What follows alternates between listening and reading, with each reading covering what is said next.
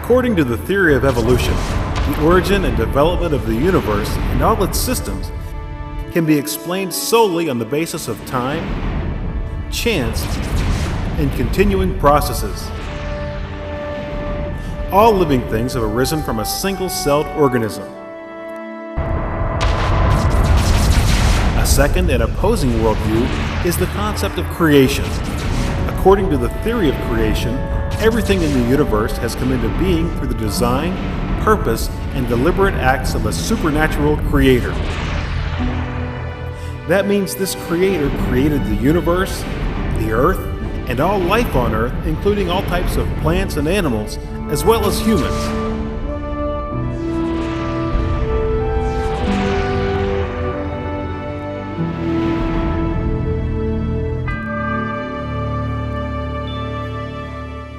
Hello, my friends. Welcome to Origins. My name's Don Chapman, and it's my privilege to be your host. It's great having you with us today.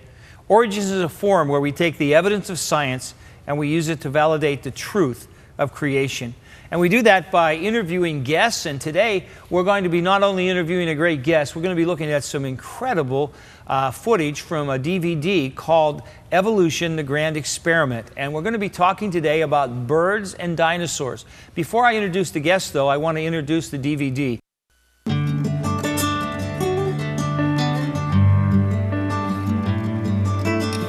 Life. It is wonderfully beautiful and amazingly complex. But where did life come from? How did we get here? Was the world created by God?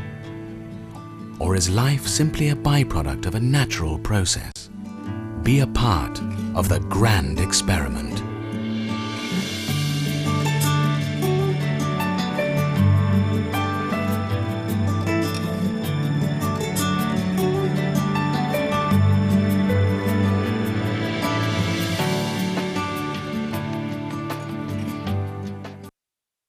That's some incredible footage, and we have the executive producer of the Grand Experiment here with us today, Dr. Carl Werner. Dr. Werner, how good to have you here with us. Thank you, Don. It's great to be with you. Just so our folks know, you're a graduate of the University of Missouri, and you're a physician by trade. Yes. Emergency room doctor, in fact. Yes. But you have this passion to talk about evolution, and it comes out of your own background as a young man that was challenged to look at the premises. Isn't that true? Yes, I was challenged about my beliefs in evolution, and this challenge caused me to go on a grand experiment, to go around the world to look at evolution, whether it was true or was not true.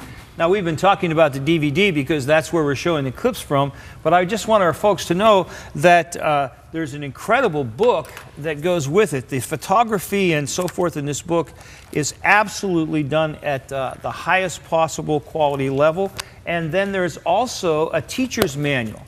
And parents, if you're homeschooling or if you have a Christian school, there are just so many places that this could be used, and it's tremendous. And then, of course, there's the DVD. Real quick, give us the website where you would go to get that. That's thegrandexperiment.com, thegrandexperiment.com.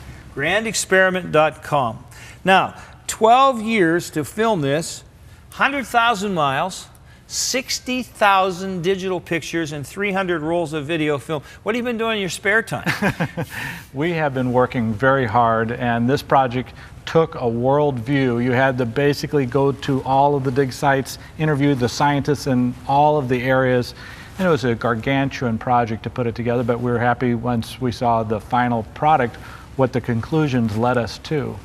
Now, today the part of the DVD that we're going to focus on has to do with dinosaurs and birds. Now, when creationists think of dinosaurs and birds, we think of dinosaurs, we think of birds. But when an evolutionist thinks of dinosaurs and birds, it's dinosaurs evolving into birds. Yes. And you know, that's a difficult thing to explain. The more you know about biology, how that could possibly occur. How could a T-Rex evolve into a hummingbird? Something of that concept. It's hard to believe.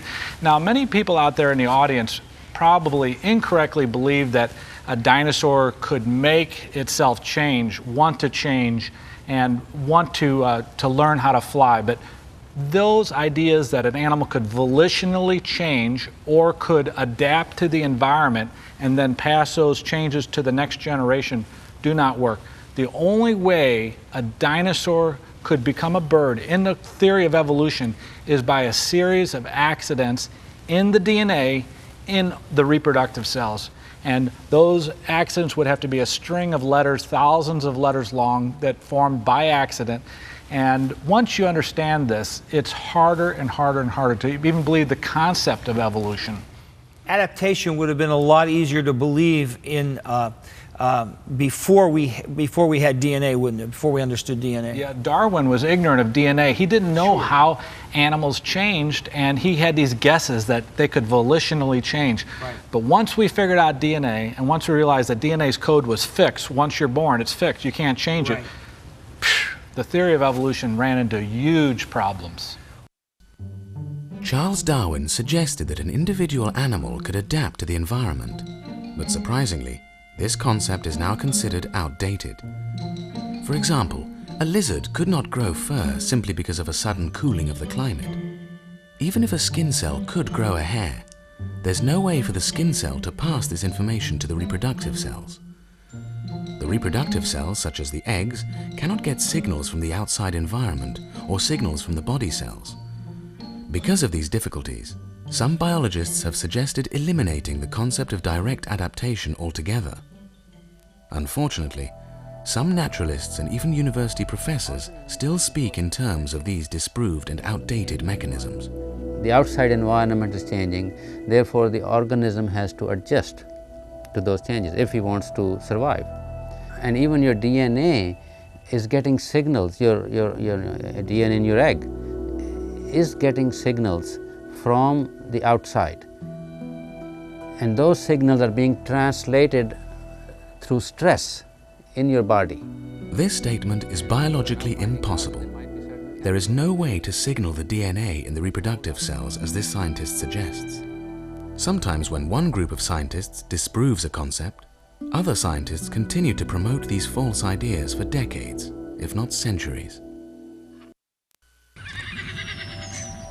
Another scientific theory born around the time of Aristotle was the law of use and disuse, also called the law of acquired characteristics. Scientists thought that animals could change themselves through effort, and these changes would be passed on to the next generation.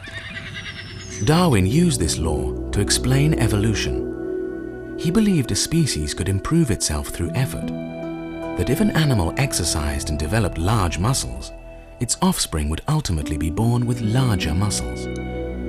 This idea is not true. Even if you exercised your body every day and developed enormous muscles, your child would not be born brawny. Muscle building has no effect on the DNA of the reproductive cells and cannot be passed on to the next generation. Well, actually, of course, Lamarck and Darwin knew nothing about genes or genetics at all. It wasn't invented till long after. They understood heredity, but not genetics. But they didn't understand what the mechanisms of. In fact, they went down some wrong paths on that part. But that's okay. That's it was reasonable at the time for them to think that. Darwin also thought that if an animal did not use a body part, such as a leg or an eye, its offspring would eventually be born without these. He envisioned animals shedding body parts this way through the law of disuse. For example, he suggested that the eyes of a mole became covered with fur and smaller because the mole did not use them underground. But this idea is genetically impossible. Using or not using a body part has no effect on the DNA of the reproductive cells and cannot be passed on to the next generation.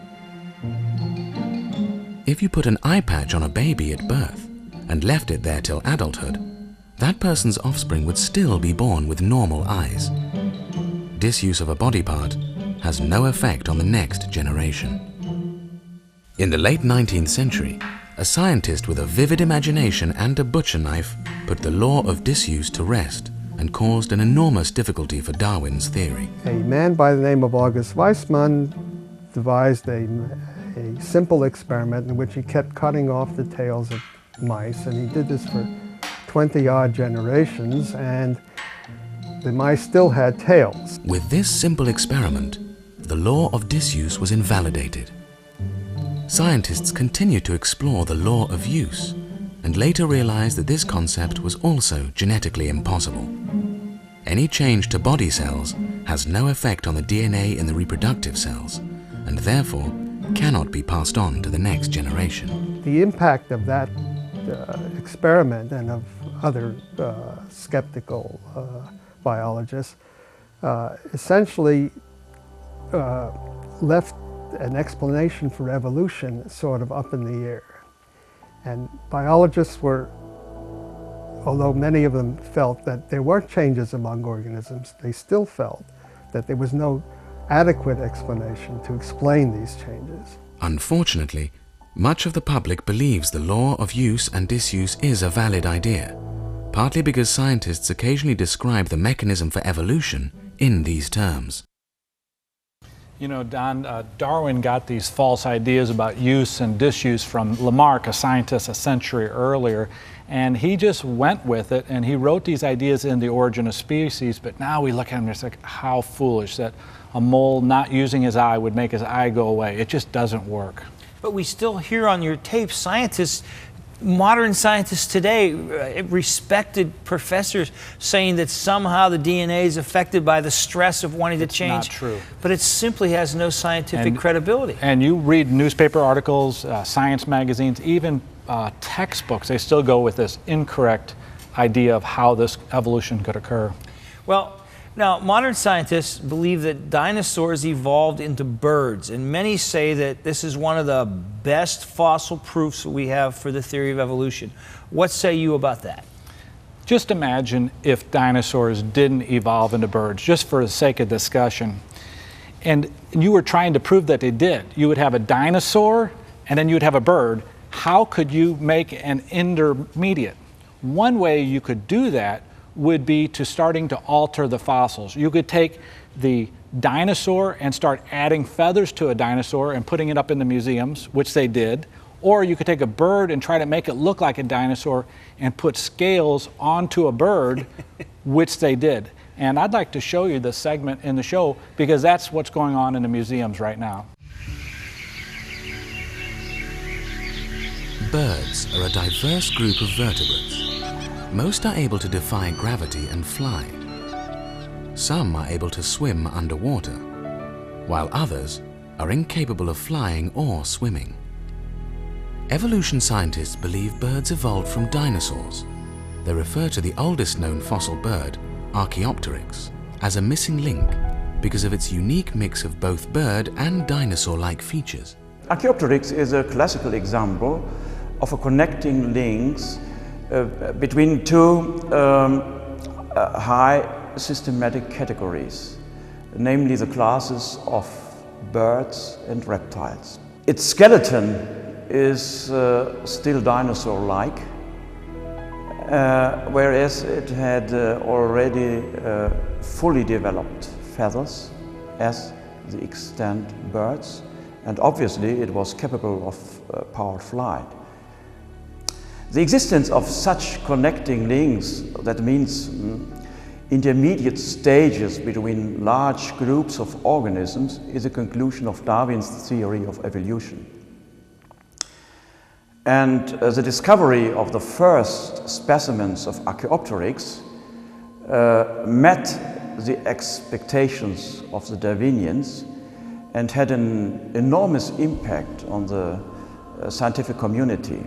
Opponents of evolution believe Archaeopteryx was simply a bird. Many museum models portray Archaeopteryx with a scaly dinosaur-like head. Dr. Peter Wellnhofer, one of the world's experts on the evolution of birds, believes these museum models are wrong because scales were not found on the fossils. He contends that Archaeopteryx had a feathered head. So we can reconstruct a model of Archaeopteryx based on the dimensions of the skeleton and based on the extent of the wing, of the feathers, of the wing and tail. We don't have a record of the body covering of the head, for example. So reconstructions are, in most or in large parts, are hypothetical and speculative. What is not known is the covering of the head, whether it was scaly. It doesn't mean that the lack of feather imprints means that there were no feathers. It's well possible that finer feathers and short and more delicate feathers just were not preserved as fossils, as imprints. They were too soft, too tiny. And how far the feathers reached around the skull, we just don't know. Whether it was scaly like a lizard, we don't know, but I personally, I'm very suspicious that that was true. But as I said, this is all speculation. The good professor talks a lot there about speculation. And we're putting scales where there maybe would have been feathers on the head of the bird. And now we're going to put feathers on the dinosaur to make the connection, and there isn't any proof for that either, right? Oh, there's evidence, but it's shaky evidence. It's so shaky you just want to shake a stick at it. Do you remember the movie Jurassic Park? Yes, sir. That's one of my favorite movies. The kids are being chased around the stainless steel kitchen, and those two dinosaurs, where the one breathes and fogs a window, that was a velociraptor dinosaur. Now, that's how I always thought of velociraptor, as being a scaly dinosaur. Do you know that scientists have put feathers onto that dinosaur? And you may ask, well, what evidence would they have for putting feathers onto that dinosaur? None. None, but we've done it, and we're going to display this at a museum in Australia. Let me show you this. Some evolution scientists theorize that feathered dinosaurs existed in the past. In support of this belief, museums have added feathers to many common dinosaur models, such as this velociraptor exhibited at the Museum of Victoria in Australia. Opponents of evolution and even some evolution scientists have criticized this practice, since no feathers have been found with any dinosaur fossil. In an open letter to the National Geographic Society, Dr. Sture Olsen, a Smithsonian Institute evolution scientist, has referred to the practice of adding feathers to dinosaurs as propaganda, hype, wishful thinking, melodramatic, nonsense, spurious, fantasia, and a hoax. He wrote, "The idea of feathered dinosaurs and the theropod origin of birds is being actively promulgated by a cadre of zealous scientists, acting in concert with certain editors at Nature and National Geographic, who themselves have become outspoken and highly biased proselytizers of the faith. Truth and careful scientific weighing of evidence have been among the first casualties in their program, which is now fast becoming one of the grander scientific hoaxes of our age." Grand hoax of our age. So we're putting scales on birds, we're putting feathers on dinosaurs, but with virtually no evidence, is that right? No evidence in both those cases. And actually, it gets worse than this. You could say, how could it get worse than what you just described? Making up evidence, putting feathers on dinosaurs. And I would like to show you a story here. This is a scientist attaching a dinosaur tail to a bird's body and passing it off as a single fossil and making a flying dinosaur. This was reported in National Geographic, and they said this is one of the best evidences we have for bird evolution, birds evolving from dinosaurs, the flying dinosaur. You got to see this one. This fossil, called Archaeoraptor, was purported to be an unusual missing link which would, once and for all, prove that birds evolved from dinosaurs. It had a long featherless tail, similar to dinosaurs, but it also had feathers and a bird-like body, giving the appearance of two different animals blended together, just as Darwin predicted. As Dr. Rowe carefully scanned the Chinese specimen and watched the cross-sectional images appear on the computer screen, he noticed something was very wrong. Dr. Rowe discovered that 26 fossil bones from 5 animals, including a dinosaur and a bird, had been fraudulently constructed to make a transitional fossil. And that was the thing that caught our attention first. We could find no verifiable fit between the tail, the most spectacular part of this specimen. We could find no verifiable fit between that piece and any of the other parts of the block. And we found other irregularities as well. Even though it seems to fit tightly in here, when you look at it in cross-section, you can see that this piece and this piece have no verifiable association with the pieces around them. The next thing happened where the two shin bones were glued in. And likewise, these have no verifiable associations. The next thing that happened is that the foot was glued on, and I say foot rather than feet because this is a single foot.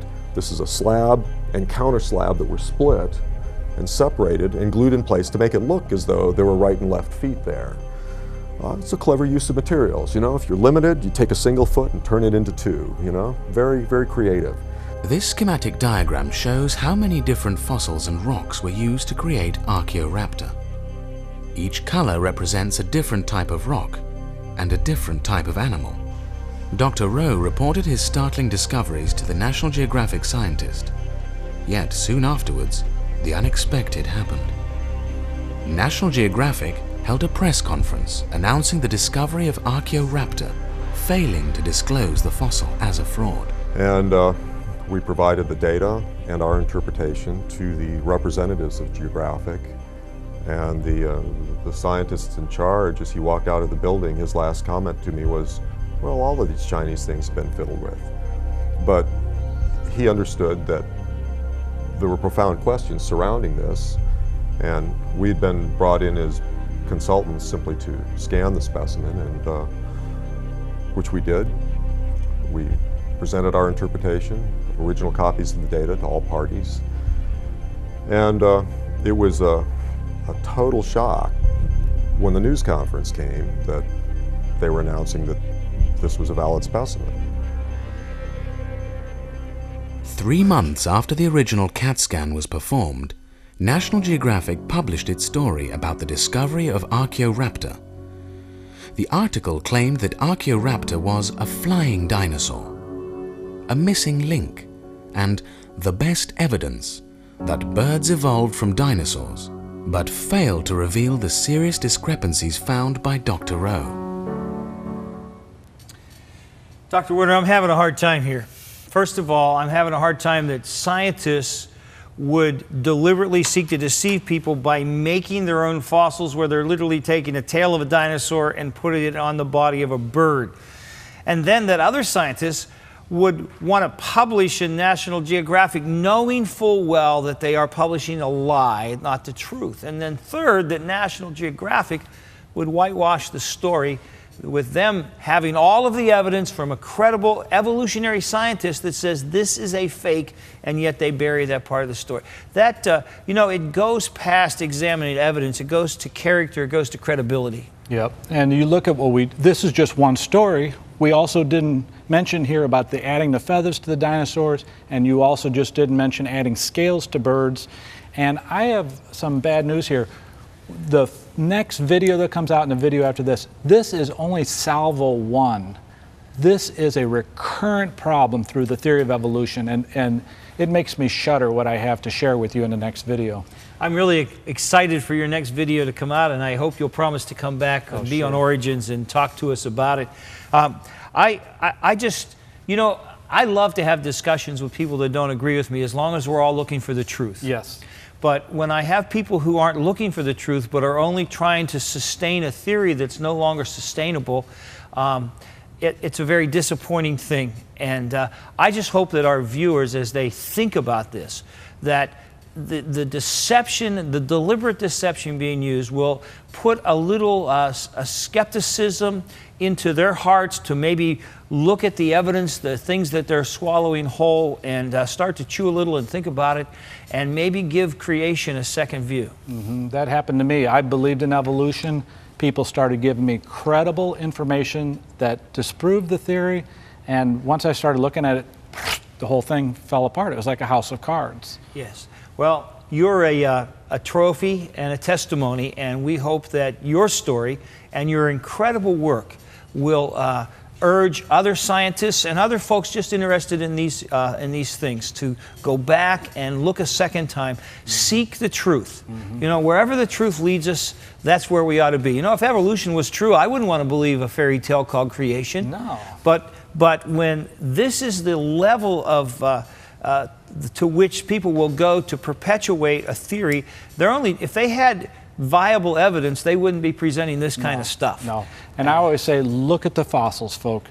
Don't look at the charts, look at the fossils. Many well-accepted scientific theories concerning a multitude of subjects have been disproved. Some thought the Earth was flat. Some thought the Sun orbited the Earth. Some thought life came from non-living things through spontaneous generation. Some thought animals could change themselves through use and disuse and could pass these changes to the next generation. Scientists are just as prone to holding on to old ideas as anyone else.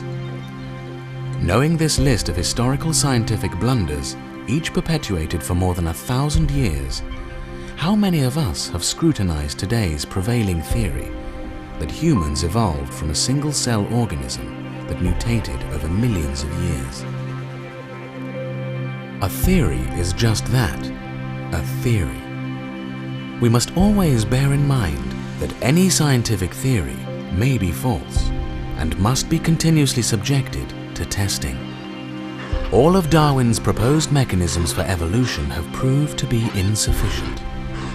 Even the new theory, evolution by chance mutations, has its detractors.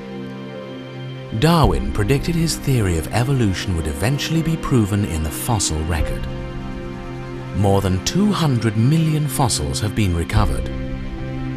Did his prediction come true? Or does the lack of transitional forms between animal groups in the face of an enormous fossil record give you cause to question? Thousands of fossil seals and sea lions have been found, but no ancestors. 1,000 bats have been discovered, but there are no ancestors. Despite recovering fossils from 100,000 dinosaurs, there are no intermediate forms of these species. Do you agree with modern evolution scientists that evolution is the most reliable scientific theory that best explains the fossils and life itself? What is the truth about evolution? What do you think?